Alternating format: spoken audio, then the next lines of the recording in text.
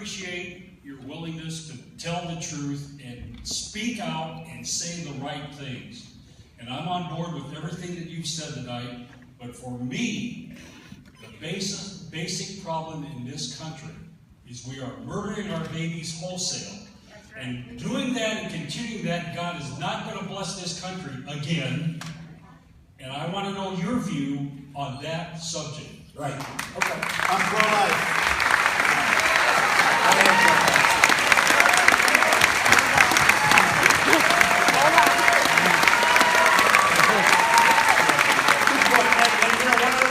They don't know about me. Nobody believes this. I'm Presbyterian. I'm Protestant. Presbyterian. First Presbyterian church, Jamaican Hill. Do you believe that? Nobody thinks that. I don't know what they think. Nobody thinks of me as the ultimate wasp, but I am. Okay. Thank you, sir. I appreciate it. Okay, yes, ma'am. Back there. Go ahead with that beautiful red blouse on.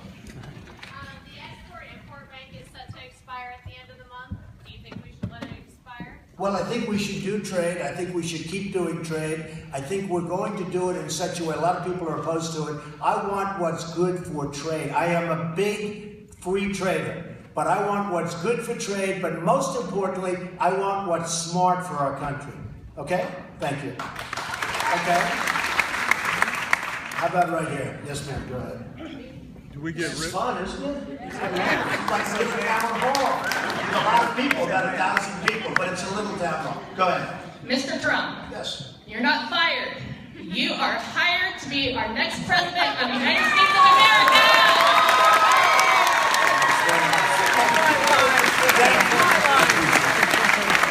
Thank you. See, right there, it's a very interesting point, and I appreciate your statement.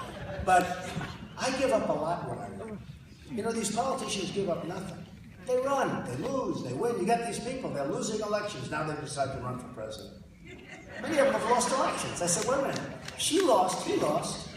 How do you run for office? They lose by huge margins. I won't say who, but they lose by huge, they lose by these massive margins. And then, oh, that's okay, now I'll run for president. I said, what's going on? It's not supposed to work that way. When I gave the statement today, everybody said, man, that guy did well. And I didn't do that to brag. And it's all going to be certified. It's going to be put into whatever it is that it's put into with the government. But I didn't do that to brag. I did that to say that that's the kind of thinking that we need in the country. That's it. We need that kind of thing. But I'll give you an example. I do this, and I'm running. But I'm losing hundreds of millions of dollars in lost opportunity with deals. Even The Apprentice. The Apprentice was a tremendous success. Great ratings last season. NBC renewed it. And they say, Donna, please do it. I say, I can't, I'm doing this. They say, please do it. They renewed it. And Mark Burnett called me. He goes, Donald, they gave you a renewal for many, many, many episodes. A big renewal. You're turning it down. Nobody turns down a renewal. And you look at it. Big stars in Hollywood want to be renewed. Very few are renewed. Most shows fail. The Apprentice, 12 years, 15 copies of The Apprentice. And every one of them failed. They renewed it. And I'm running for president. I said, no, I can't do it. I'm sorry. Who does this? I give up a lot. These politicians give up nothing. I watched Jeb Bush yesterday. He can't even put on a tie and jacket. He's running for president. Maybe he knows something that I don't know. Maybe I should take it off because I want to be one of everybody, right? You know what? You're running for president. Maybe you put on a tie. Maybe you put on a tie.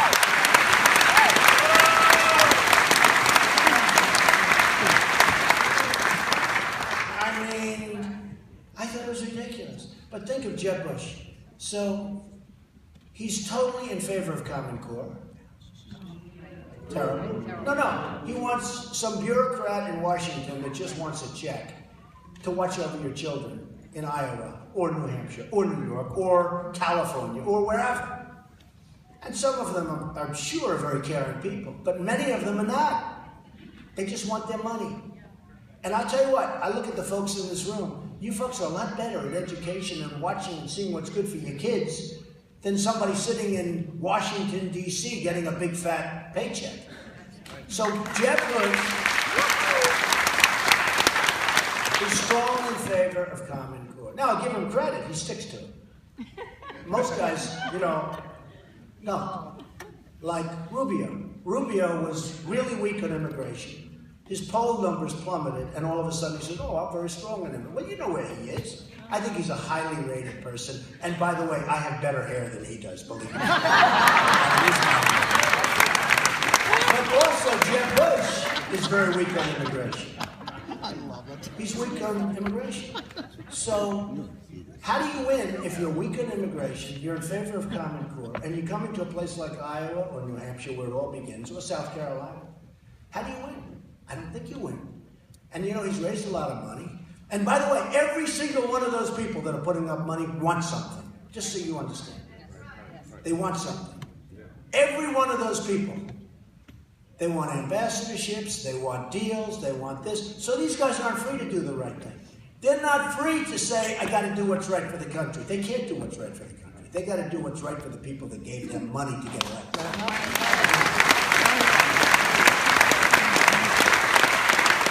Yes, sir. Yes. Would you scrap the VA and privatize it? It's certainly something we have to consider. I'll tell you what, the VA is a disaster. Yes. They built a hospital, it's like over $1 billion for a hospital. It looks like nothing. Over $1 billion. I'm building a big hotel. Can you believe I got the old post office in Washington? From Obama. I must be a good negotiator because I got it from Obama. One of the most highly sought after in the history of the GSA properties. And I'm building a tremendous hotel, super luxury hotel, best in Washington's history, probably one of the best in the country, one of the best in the world. I'm under budget and ahead of schedule. It's going to be incredible. It's going to open way early and under budget. I looked at a couple of these hospitals where they have numbers that are so mind-boggling. And I said, I could do it for, it's no different than the rink in Central Park. I could do it for a tiny fraction of, and it would be nicer. Somebody said, well, but it won't be the same. I said, you're right, it'll be much better. So the vets we have to work on that, and we would work on that. That would be one of the priorities that I would have, because the vets are treated so badly. So one of the things you can think of is getting them to private doctors, where you have a doctor right next to their house.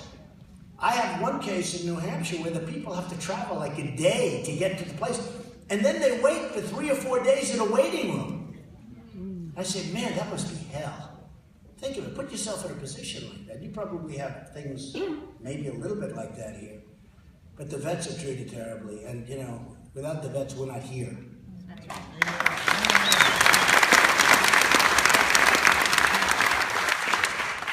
I'm obvious that I represent the veterans community at our State House. One of the questions that we have been hearing, and it comes from some information that was published approximately a year ago. You can grab the mic. Oh, that's right. He's a nice voice. He doesn't need a mic. I'm just speaking in Oh, public. that's so much better. Go ahead. One of the things that was published about a year ago is about the difference between what a welfare recipient receives in total cash and benefits, and then versus what a disabled veteran receives, a 100% disabled veteran receives.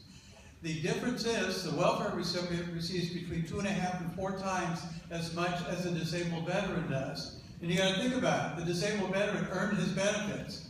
The welfare recipient did not. I agree. What are you going to do to fix it? It's wrong. It's unfair. It's wrong. You don't even have to respond to a question like that, although yours was a statement. I think it should be a statement. It's a shame. It's a disgrace. And you're right. Okay, next question. Yes, sir, go ahead. What is the #1 propaganda media lie that has been sold to the American mentality that you would most like to say you're fired to?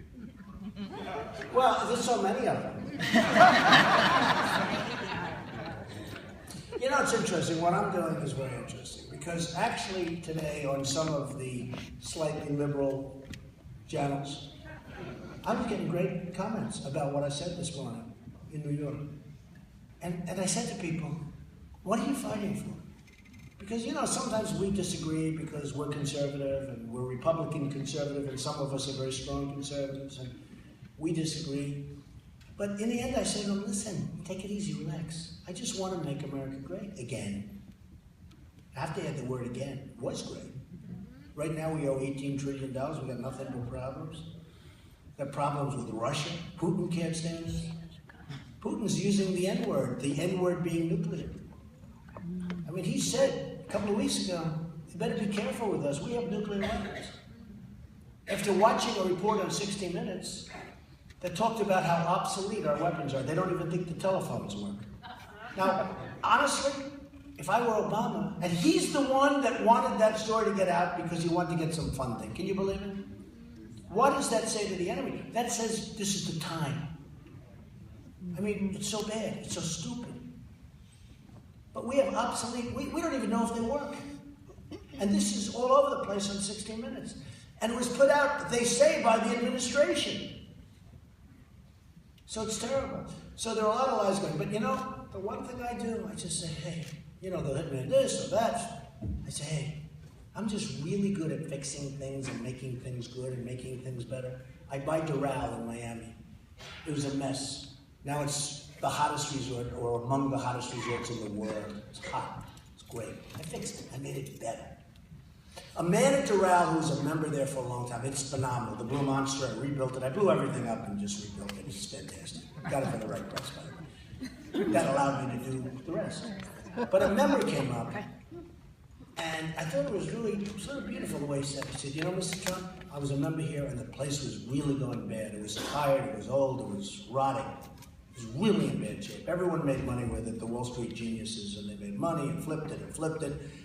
And it's like musical chairs. Then one day, they brought it up here, and they flipped it down here. That's when I got it.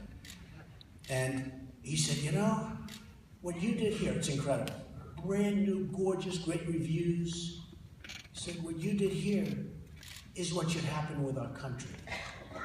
And we can do that. We can do that. But we don't know what we're doing. And we have the wrong people. So there are many lies. And sometimes you wonder why the lies are so drastic. But there are many lies. I mean, global warming is becoming crazy. Where Obama says it's our #1 threat. Here we have Putin talking about nuclear weapons, and he's worried about global warming. Oh, it's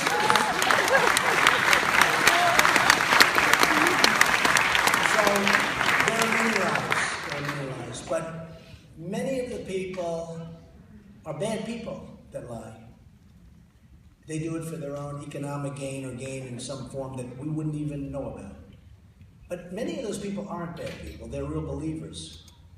And I tell people, look, if you are a believer, we're going to make this country really great. And some of those people come over to my side, believe it or not.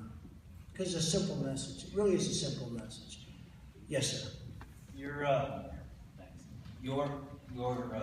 slogan is "Make America Great Again." Two things made America great. One, and the foremost, is that we're one nation under God. But the second is that we did something different that has never been done before, and that is that we became a republic.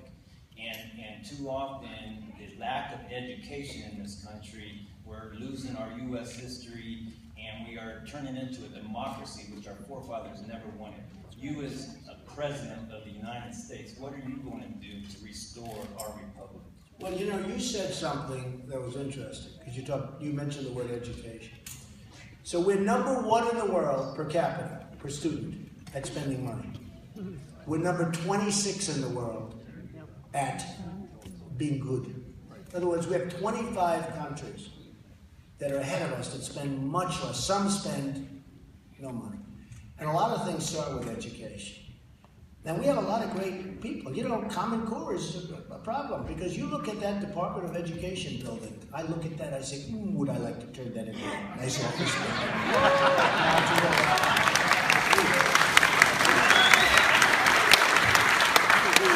This thing is massive. It's massive. So, you know Common Core is no good, because we're led by those people in education, right? So you say to yourself, why are we fighting it? Why is a guy like Bush so strong on Common Core when it's obviously not working?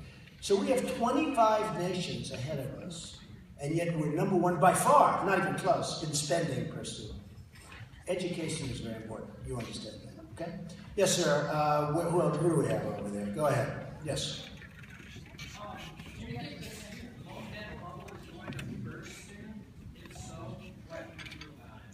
The question is about the student loan debt. Well, you know, the only thing that actually, give him the mic. Give him the mic. Such a good-looking young man.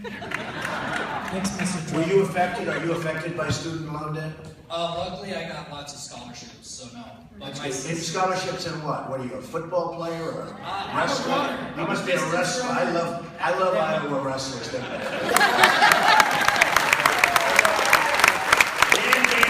mean, these guys are great.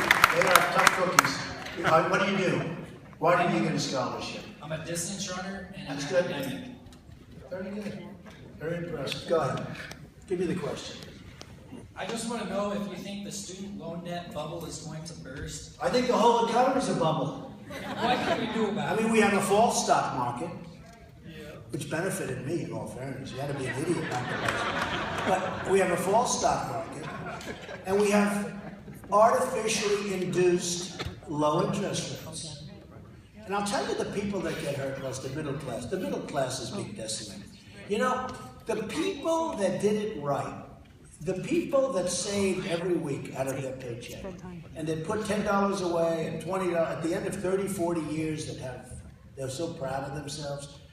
And then you had the mortgage crisis, and you had lots of other problems, and then you have the artificially low interest rates, and these people were living off interest, and they were fine. And now you're getting 1/4%. You call the bank, what are you giving? Well, we really don't want your money even. We don't even want it. Those are the people. Those are the people that did it right in theory. And those are the people that are hurt the most. When you say student loan, let me tell you, one of the only programs the government actually makes money on is the student loan program. You know that. The government makes a lot of money on that. And in many respects, that's a shame. It's sort of all the things that they could make money, that's the one you'd like to at least see it happen. But you do have a bubble there, but you have a real bubble. You have a much bigger bubble with the country itself. The country is a big, fat bubble run by incompetent people, and it's ready to burst. And people better be careful. Okay, how about we'll do 2 more? Thank you. Good question. Yes, ma'am. Go ahead. I just wanted to ask you, what are you going to do for poverty in this country? Property where? Poverty in this country. Oh, poverty. I thought you said property. There's a big difference. Look, we got to take care of people, but we also have to get people to go out and work. People have to go work.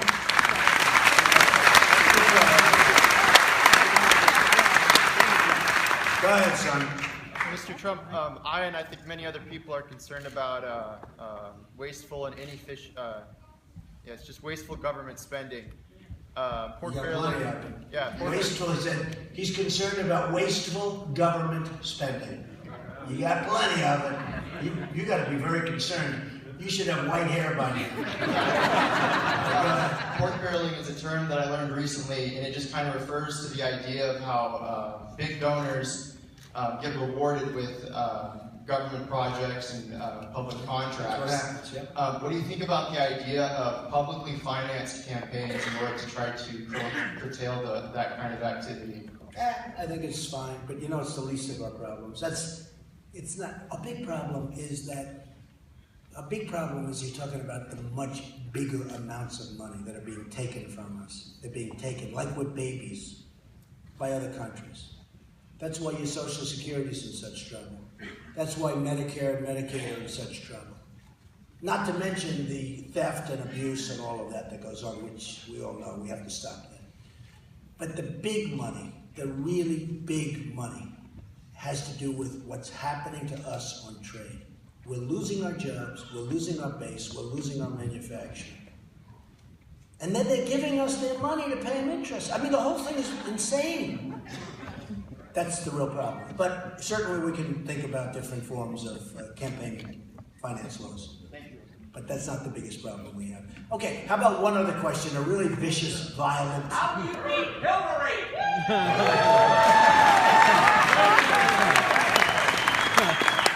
If you don't have the right candidate, you're not going to beat Hillary. You know, she's playing the woman card really big. I watched her the other day, and she was doing, all she would talk about is women, women, I'm a woman. I'm going to be the youngest woman in the White House. I'm not going to have white hair. I'm going to dye my hair blonde. And I mean, she's going crazy. She can be beaten. She's got a lot of bad things happening. But again, if you look, the Republicans came out, one day of indignation on emails. It's all right. Have you heard about emails in the last 3 weeks? No, it's not mentioned. Because they give up. The Republicans, you know, with the Democrats, we know what we have. I'm more disappointed with the Republican people. Yes. Because they're gutless and they don't have it. Now let me tell you, so the people running against me, Why are they gutless? I don't, can you explain it? Can you explain it? You know, it's interesting. So, there was a time when they wanted to impeach Obama. Okay, so you impeach Obama. But there was a time when they wanted to impeach Obama. And I'm not even saying you should do that, because I don't know if this is impeachable stuff. But I'll never forget. Obama's people spread the word. He wants to be impeached because he can look so good. Right? He wants to be impeached. And the Republicans said, oh, we can't impeach him because he wants to be impeached. Who the hell wants to be impeached? So the Republicans didn't impeach him. And I'm not saying you should have, frankly. But they didn't impeach him because they were convinced that it would be bad for them because it would make him look, give me a break. Oh, these people.